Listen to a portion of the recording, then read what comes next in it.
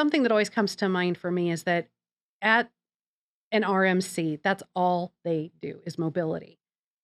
Yet when you're talking about an HR department or a total rewards department or a benefits department within a corporation, relocation might only be 10% of what they do.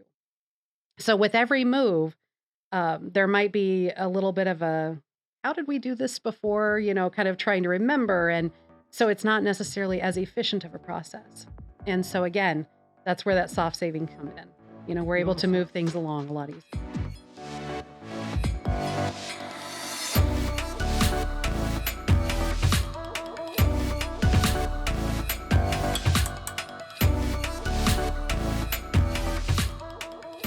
All right, welcome to another episode of Relocation Leader. I have with me Amy Smith, Director of Global Mobility Strategies at NEI Global Relocation, and we are very happy to have her because you've been known to carry an entire podcast, haven't you? Absolutely, 100%. And today we're going to be talking about constructing policy and benefits, which I know is the most riveting discussion you can possibly have, but we're going to work our way through it, and I have some fun questions to start us off with. That hurt my feelings a little bit. Okay, well, on to the fun questions. Yeah. So the first question I have to liven this up is, so in an ideal world, Mm-hmm. where any technology is possible, what futuristic tool would you invent to revolutionize the relocation process? And you can't say teleportation. That was what I was going to say. No, Philip said it last time. Oh, come on. Teleportation is the obvious answer. Mm-hmm. Philip got off easy. How about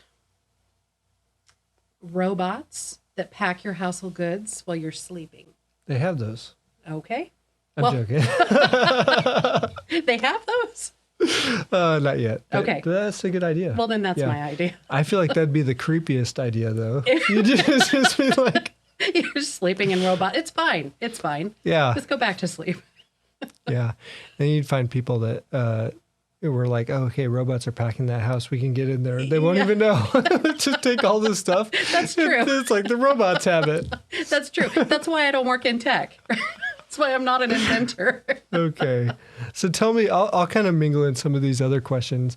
But what is important for clients to keep in mind when they're looking at their own policies and their own program? How can they begin to think about policy development in a way that keeps them competitive? That, first of all, I guess, what are the goals of your policy to begin with? Mm-hmm. That's a really good question. And I think, when we think about goals of the policy, that's something that we always ask our clients when they're looking to make a change to their policy. What are your goals? What are your business objectives? I think about companies have kind of 4 primary objectives. And it's typically they want to make money. There's the finance aspect. I like of that it. one too. Yes, yep. Me too. They have their talent acquisition, their talent retention. They have the strategic side where they're looking to grow and they're looking to be more efficient as a company. And then, of course, there's also the operational side of it where they're looking to make sure that their customer service is top focus. So depending on which objective, we kind of ask our clients to rank those. What's most important to you right now? Makes a big difference in how we suggest that they move forward with their policies. So obviously, cost-conscious companies are going to focus on budget and making sure that their programs are cost-effective. Whereas someone that is looking to expand their talent or they're having a struggle with talent acquisition, perhaps, they might want a more robust policy. And that is really where the competitiveness comes in. So if you have someone with Apple that's competing with all of these Silicon Valley tech giants, they need to make sure that they're competitive with all of those companies. And then if you have companies that are looking to grow their business, they're looking for efficiencies, and they're looking for basic customer service, that's their primary. Then we need to make sure that we're putting together a program, or a company is putting together a program that is going to get the employee there quickly. It's going to take care of them well enough to a degree strong enough that the employee can get into the new position and hit the ground running. How do they know that their program is adequate? How do they know that they're competitive? So the best way to know that they're competitive, there's a couple of ways. They can look at general industry stats, which is something that, we would do, or they should ask their RFC to Toot your do. horn, toot your horn. Toot your horn. That's what our department does. But we would expect that they would want to look at industry data and also peer company data. So we talk about Apple as the example. They'd want to look at those other tech giants to see what they're offering so that they can be competitive. As far as so you said the business objectives of the company, you go to them and you ask them, what is most important to you? Mm-hmm. So there is no one size fits all approach Never. to building a program. Never. So how does it work with sitting down and initially going over what they have and finding those areas? So maybe you've got the market research right in front of you. Mm-hmm. Do you just change everything all at once? Or well, it depends. I mean, again, it's not a one size fits all. So, we have situations where maybe a new SVP of HR comes in and they say, you know what, I just moved under this policy. I hated it. We're going to start from scratch. And so then we are wiping everything out and starting, over. There could be a situation where there's feedback on a specific benefit, or there's economic conditions that would lead us to think that different benefits need to change. In which case, then we're kind of recommending one or two components are affected. Do you find that the business needs change quite a bit, or are companies pretty set in what their focus is, and maybe that's why their policies don't change as much? That's a really good question. And I would say, I can look at our client base and pretty well know, these companies are cost conscious, these companies are employee focused. I would say they're generally they have their culture in place and that kind of sticks. But then we have things like COVID that come into play and completely turn everything upside down.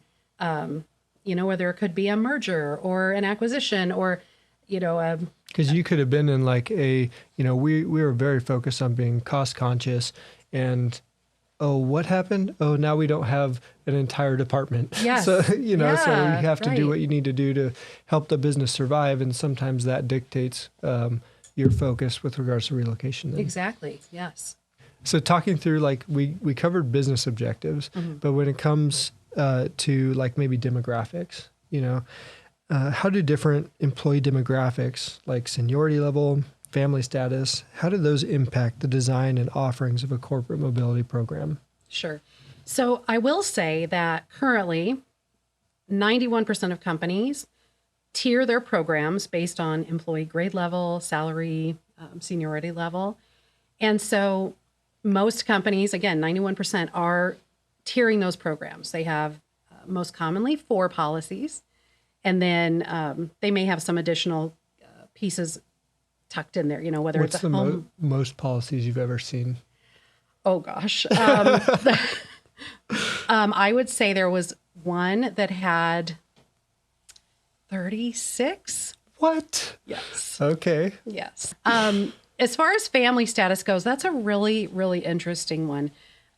So one piece is, it kind of goes along with that, is homeowner renter status, which we're seeing a little bit of a decline in companies differentiating between homeowner and renter status. Why is that? Well, I'll get there. I'll get to that. There also are some companies, we don't typically see policies where it's like, here's a policy for family, here's a policy for a single employee, but sometimes they will vary their benefits. Maybe their miscellaneous allowance is varied by the number of family members. But we're starting to see, as companies are looking to move their policies towards a more diverse, equity, inclusion friendly policy, they are kind of pulling back from that. So, companies aren't offering different benefits for homeowners and renters. Obviously, homeowners get a home sale, renters get a lease cancellation, but they're not giving a different amount for miscellaneous expense allowance, for example. Is that decreasing the tiers, or consolidating tiers, kind of? Or so far, not necessarily, because they are still primarily divided by that employee level or job grade. Yeah. But we are seeing companies starting to kind of pull back from differentiating by family status a little bit. So then moving on to other factors. I feel like destination countries could be like the next thing. So what are common challenges companies face when relocating employees to different countries, different regions, cultural differences, language barriers, those types of things? That's a really broad question, and we're talking about like 160 countries. So it's hard to pinpoint one thing. I will say in general, visa and immigration is a huge challenge. It takes a long time, especially in certain countries. If you're talking about China, it takes a very long time, and there's an extensive amount of documentation that's necessary.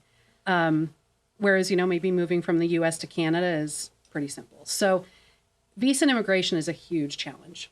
So when you're looking at like policy development, first it's just where are you moving people to? And then that will dictate sort of what's in your policy from like with regards to like visa and immigration. Where's the variance there though? Like, because isn't it just like yep, we need it, check, That's a really good question. And generally speaking, we do not see companies that differentiate their policies based on location. There are, from time to time, ones that will come up that might want an intra-Europe policy, or they move a lot of people to India, so they want an India-specific policy. But generally speaking, companies are working with a basic, most commonly, permanent transfer policy, long-term assignment policy, and short-term assignment policy for international. They may incorporate additional benefits. For India, for example, they may offer a different transportation benefit than other countries. So it really depends on the country. But again, it's not common to have country-specific policies.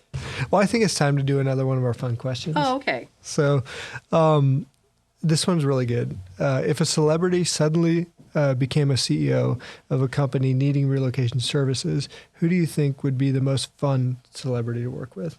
Oh, Will Ferrell. Yeah? Yes, 100%. Oh, man, I think he'd mess with you so much, though. He would, but he would be so much fun. I mean, and I know, we just talked about him not too long ago, but... They don't know that. They don't. Yeah, huge fan. He, from, what I know of him personally, which I don't know him personally at all, he just seems like a good person, a good guy. See, my favorite is like Ryan Reynolds. But he already is a CEO of all these companies, That's true. That's true. Yeah, I don't know. All right. So let's pick this up, talking about budget and cost management. Yes. Okay. So when companies are looking at their programs and they have to think about budget and cost management, this would be like a small issue, right? No. Not really. No, not really. I think that, so what strategies do you recommend for effective budget and cost management in a global mobility program? Sure. Well, there's a couple of things. There's a couple of different policy components that can be put into place. Partial lump sums, for example, or a core flex policy structure, that allows a company to really budget up front and know not exactly, but know to a good degree what this move is going to cost, especially, that certain group of components. I think it's important that, companies that are working with an RMC work with them really closely as they set their budget. We have clients all the time where we pull these average cost reports and we're pulling and determining exactly what these policies are costing. If a company doesn't have that, that easy access to that reporting, it could be a challenge. I think another piece that is really important for companies to consider is that we will have a client from time to time that says, you know what, this benefit costs too much, we're going to cut it, we don't want this anymore. And so things that need to be considered, and one that comes to mind is we talk about home sale. So they might have a home sale program that costs maybe a $300,000 house costs $27,000. And they say, you know what, that's too much. We're going to offer a direct reimbursement only for $20,000, and that's going to save us $7,000. What they don't think about is the tax consequences. So the home sale is non-taxable if, certain guidelines are followed. The direct reimbursement is taxable. So when you add that tax gross up to the direct reimbursement, suddenly that $20,000 direct reimbursement is going to cost over $3,000 more than the more expensive home sale. Yeah. So those are the things that companies need to look at when they're changing a program benefit. They need to do the full cost analysis and figure out, what's this really going to cost me? The other piece of that is a really difficult thing to kind of wrap our heads around, and that's employee lost productivity. So if someone doesn't have access to temporary living in the destination location, and they have to find a home, and they're kind of, working around not having a place to live in, it's very chaotic. That can really, really have an impact on the productivity of that employee when they get to that new location. So making sure that the program is comprehensive enough. Also, even though it may cost a little more money Up front, yeah, it likely doesn't, because it's even more expensive if a relocation or an assignment fails and you're starting over. That's so much more costly than any benefit. Because there's plenty of stories that I've heard where the employee they can't find the right place. And so they end up racking up such a huge temp living bill. Correct. Whereas if they would have just had the right destination service the right support, offerings right when they got there, they could have avoided a lot of costs on the back end. That's and true. That stuff is hard to quantify, Yes. But I think that's why it's important working with experienced individuals who can provide that consultation so that you make wise decisions. Exactly. And this, when it comes to budget and cost control, it seems like a good thing to mention the predictive analytics. Because for you to understand kind of what you have spent, well, maybe you're going to scale your business. So how do you know what you will spend unless you have the technology in place to measure that? Exactly. Agreed. So then it comes time for actual policy development. So could you discuss the process of developing relocation policies, both for U.S. domestic, maybe we'll tackle that one first, but then for international as well? Developing them from scratch? Yeah, well, I think how they might be tiered, maybe what are some of the differences between developing a U.S. domestic policy and one that includes international, and just kind of what are some of the nuances that maybe some people don't think about when they're building a program. Sure. Well, I think you touched on something very important in itself, which is what's the difference, is there a difference in the U.S. domestic and the international? And we do see from time to time where a company will move someone internationally or put them on an international assignment, and they just, use their U.S. domestic policy. And they're like, we'll just use this and just add whatever we need to it. But the benefits are really, really different. The programs are really different. The moves are very different.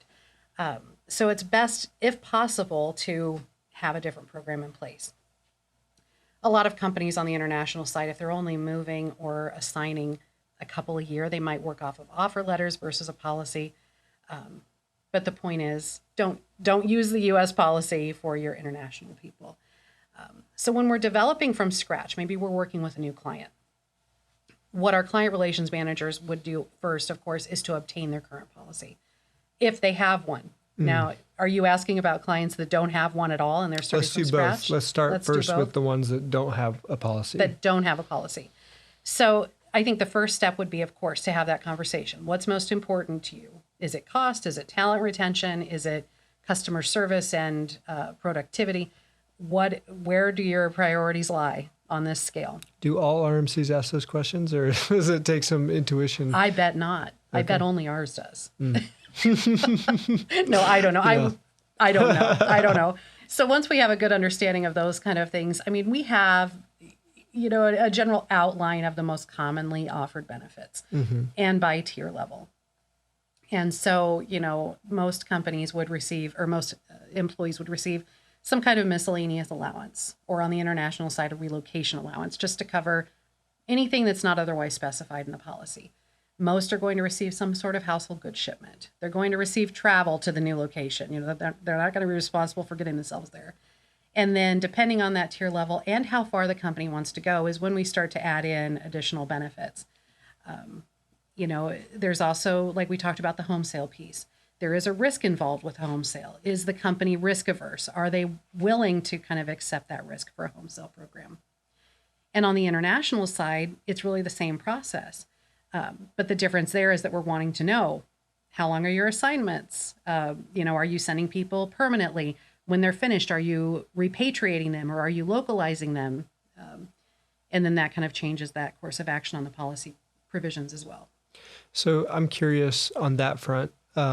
Maybe like have you had any experience where a company is thinking about moving forward with a business plan that would have them moving to X country, but they needed some legwork done to figure out if that was going to be a cost-effective or a good business decision. Mm-hmm. Have you guys done any consulting where that is concerned?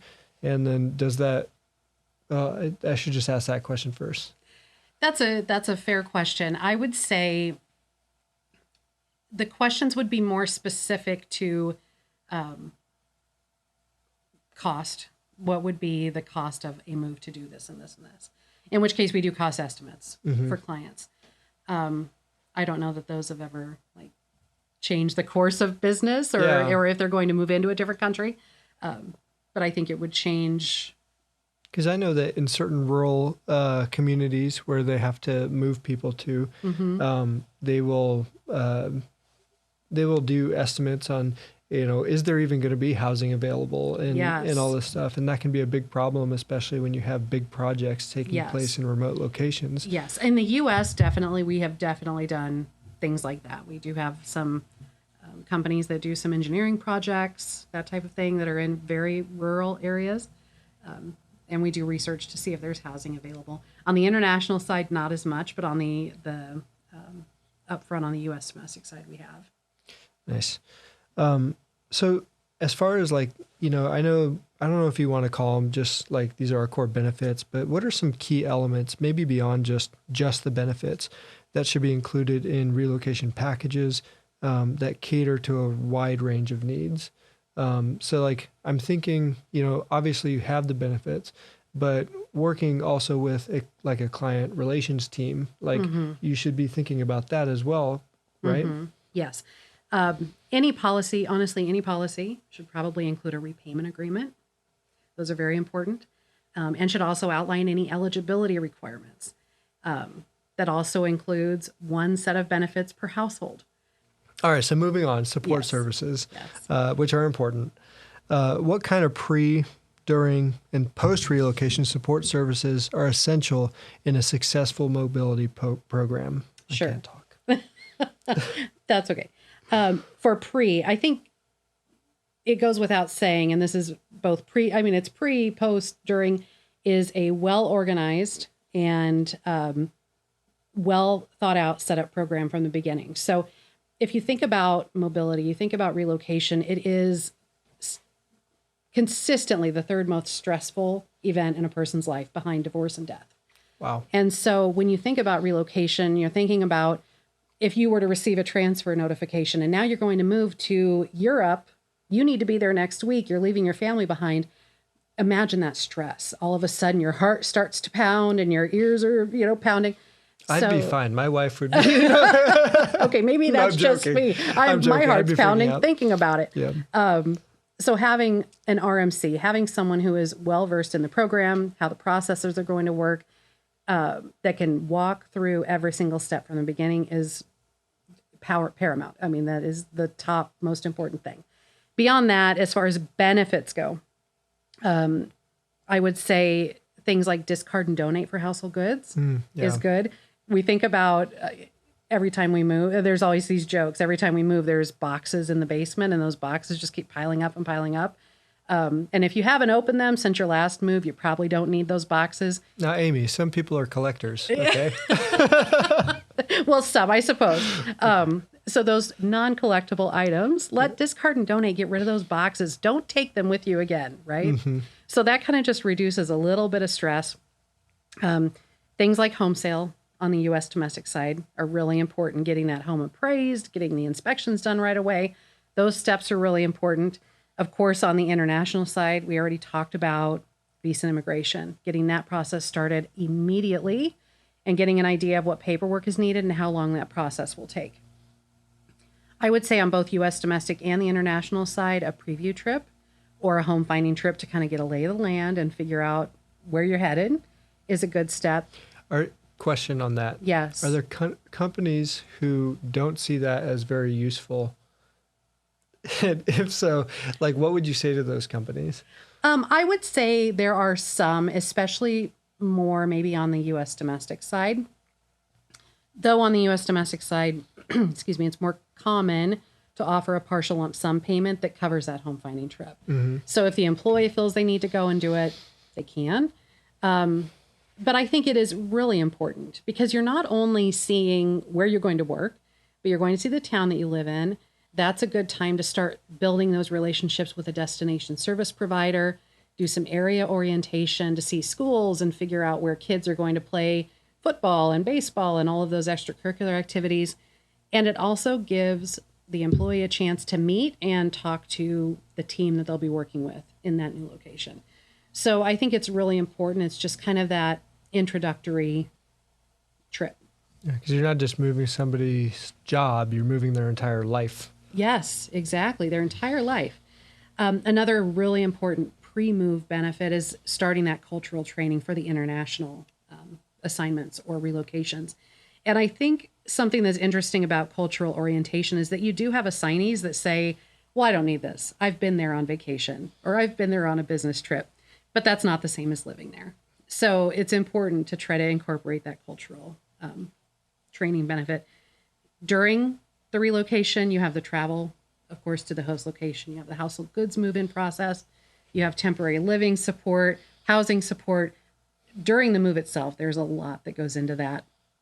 But then after the move, you mentioned that, and the support doesn't end when the move is complete, because after that, then you have new home closing costs because maybe they're going to buy a new house. They have household goods that are going to move out of storage into their new location that they've finally just settled on. They might have ongoing COLA payments or cost of living payments that might go on for several years, either on the international side or the U.S. domestic side. And international, we mentioned before, repatriation and localization. And another really important piece is tax assistance. So you have year-end tax reporting that is going to, your move might be finished in February, but you'll hear from the RMC again come next February with your tax reports. So why is it important you see a lot of companies go just the lump sum route. Mm-hmm. And then depending on the objectives of the company, they may say that that's not how we're going to do things. Yeah. But do you see a shift one way or the other? And do you also see maybe companies who used to do lump sums now going into like the core flex, as like, hey, this seems like the best of both worlds. Like, What are your thoughts on those? It seemed like maybe over the last decade, there's been a slight shift upwards in the use of full lump sum programs. That said, I believe that's also probably because there's also been a slight uptick in moving entry-level positions or lower-level employees. And they are more likely to get that full lump sum where it's $5,000 or $7,500. But when you're talking about higher-level management and professionals and directors, VPs, that type of thing, even though a lump sum, the payment itself might cover the move, they don't have the time or the bandwidth or the ability to do all of those administrative pieces that need to be done in a move, which is why it's important to still offer those administrative benefits. But we have seen in the last couple of years, companies are starting to incorporate a Core Flex program. It's still tiered. So, the Core Flex varies. An entry-level person isn't going to probably get the same number of points or dollar budget as the executive. But we are seeing them move that way. So how long have Core Flex programs sort of been in place? I know that technology has made it easier to have Core Flex programs, but I'm just curious on like if there's, stats out about their effectiveness, Sure. That's a tough one to answer because Core Flex has been around for a long time. We've talked about it for years and years, and it feels like, every year someone will come forward and say, Core Flex, it's really taken off this year, but doesn't. I mean, it just kind of fizzles around a little bit. But we have noticed in the last couple of years, it is starting to pick up. And I'm, like you said, I think that really has to do with technology. There's a lot more self-use programs available. Not to put a shameless plug here, but like NEI's iSelect, where employees go in and they choose the benefits that they want to apply their points to. They can see exactly what's left over. Before, a CoreFlex program was a lot more administrative heavy, where the transferring employee had to talk with their account executive often, or their relocation coordinator often. So I think with the implementation of these technology tools, we're going to see it continue to go up. Like everyone's already got their phone in their hand, and they're used to working in apps, and you can have all of the information about those specific services in hand. And it seems like that could really just solidify CoreFlex as something that is here to stay, huh? Yes, definitely. So in speaking, I guess this is a good time to talk about like data analytics. So what role do data analytics play in measuring the effectiveness of a global mobility program? And what metrics do you see as most valuable? Oh, gosh. So you're like, now you're speaking my language. You're speaking my language. You say data analytics, and I'm like, oh, I love it. So I think there are several components that are taken into consideration with data analytics. Of course, there's the cost analysis. There's always a cost to every benefit, and before making any changes or looking at the effectiveness of a program, we have to consider cost. Jerry Maguire. Yes. Show me the money. Show me the money. Yes. Another important piece is exceptions. So we track exceptions. Every single exception, as they start to pile up, we can start to see trending, and we can start to see how employees, if you have 100 exceptions for more temp living, maybe your temp living program is too lean. So we definitely use those as a data point. Another piece is employee satisfaction. The data analytics around employee satisfaction is also crucial. Again, because you're going to see those trends where they're saying this wasn't a big enough benefit for me, or I didn't have enough of this benefit, or I didn't need this benefit, or that's what another place a CoreFlex comes in, where they say, I didn't want this home finding trip. I got it. I didn't take it. I would have rather have had this. So how do you, so different companies will measure like employee satisfaction or client satisfaction differently. How do you make sure that you're collecting data that you can be actionable with? Sure. So we collect several employee evaluation points at the end of the move on the international with assignments. They're doing 6-month surveys and then annual surveys throughout the length of the assignment. I think it's important to not only ask questions that are scalable, so they're maybe measuring on a 4 or a 5-point scale, but they're also providing the comments that can be broken down and understood. Nice. And this is kind of taking it outside the policy question a little bit, but measuring the performance of your service partners are also very important, so that when you're choosing to work with an RMC, you may have great consulting that they can put together a great policy for you, but then the people that you rely on to fulfill those services, I mean, if they're no good, then it doesn't matter how good of a policy you have. Yes, that's true. Very true. So speaking to like service partnership, which I guess we got there, right? We did. Can you share insights on the benefits and challenges of handling relocations in-house versus partnering with external service providers? Well, basically the question is, what's the benefit of outsourcing to an RMC, right? That's, as we break that down. Can it save you money? Can it save you money? I think it can. And that's, again, so hard to quantify because you're talking about soft savings. And soft savings are very, very, very difficult to quantify. But something that always comes to mind for me is that at an RMC, that's all they do is mobility.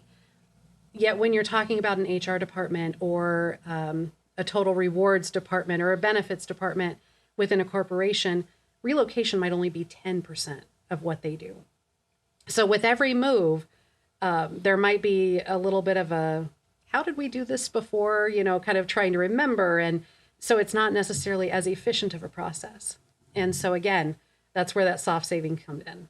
We're able to move things along a lot easier. I feel like if you're trying to do things in-house, you basically are trying to build your own mini RMC. Yes. And it's kind of like if I was going to, like build make a cake, right? Mm-hmm. I would go and get all the supplies, but I'd be left with a bunch more supply. Like, it's not efficient. You know, I would come out with maybe a cake that was really good, but I would be left with a lot of waste. Yes. And I think that when you're working with like an RMC, like where this is all we do, it's our job to make sure that everything's efficient, just so that we can collect so that we can pay ourselves, because if we're not efficient, we don't get paid. So we have a vested interest in keeping things efficient, and then that expertise of doing it over and over and over and over and over again, you keeping that in-house. If you keep your relocation in-house, you may have 1,000 moves under your belt, right? But we may have 100,000 moves under our belt, so, and the experience that comes with that is invaluable. Absolutely. And not to mention leveraging the contracts with the service providers based on the volume that we're able to provide them. It can save you money. It can save you money. Okay. So we're going to jump into my scenarios. Oh, okay. I don't think you've seen these. I have not seen these. Not this is my prepared favorite. for these. Okay. So I wanted to kind of run through a few scenarios with you. Okay. I want you to think about how you would build a program differently based on the industry that you're trying to serve. Okay. Okay. So the first one would be like a technology startup. Okay. Okay. So you have this technology startup. It's a small, agile technology company. They do software development, and they have a limited budget, but they have a need for highly specialized talent. They prioritize, short-term assignments and project-based relocations, or at least we think they might, and they really need flexibility. Now,